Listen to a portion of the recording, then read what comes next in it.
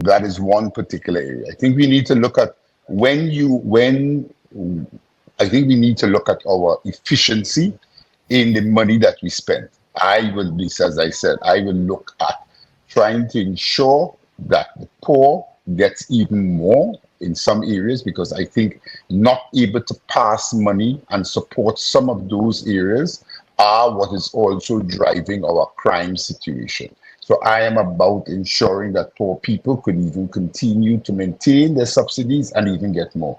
As I mentioned, and I agree with that, I would look at raising and ensuring that we reduce some of the subsidies to people at the rich. I will want to put some incentives to stimulate energy efficiency and energy conservation, right? I think that that's an industry that could be developed to get jobs in the case of energy efficiency industries. And I think we need to work towards trying to make the country a little bit more energy efficient as part of the whole efficiency, so that we will be able to reduce and maximize better the natural gas that we are also out there looking at getting.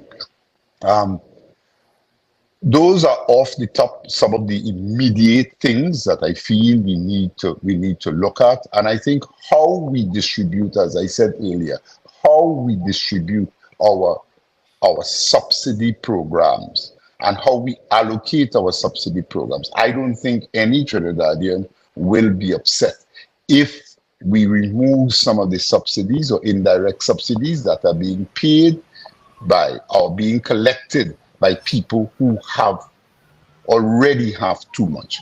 The income distribution in Trinidad and Tobago, since returning, I'm seeing that it is widening, and I'm seeing that poor people are under a lot of stress, and they know they need some assistance. I mean, and I was helping one of these schools in the Laventille area, and out of 90, 120 students applied to the school will probably get an intake of about 90, because 30 students just do not have the resources to go to school.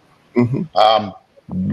That is a recipe for crime, you know. Mm-hmm. When you look at the infrastructure in some of these schools, right, we recognize that. Could you imagine at this time when you are feeling the heat in your air condition, and I'm talking to some air conditioned people and they're being called out because the air conditioned system they're working, but the heat is so intense out there. There are people in this school who go to school in those schools and they don't have fans in their school. So they are in a classroom without fans, minus air conditions. They can't function effectively. You can't function effectively. And therefore we have to spend some money in ensuring some of these programs, some of these kids are in the school, and some of the other programs, we have to expand programs at MILAC and a lot of these youth initiatives, because they are scoring under 30% and they're finding themselves in a system that just moves them from one level to the next. Some of them should not be there. They should be in other places. Because but that's a whole other conversation. We had to stop. And you are scoring. But yeah, you're right. Yes. You're absolutely right. Robert, so those are some of the areas that we need to focus on in the budget, so that we will be able to address some of the problems. Right?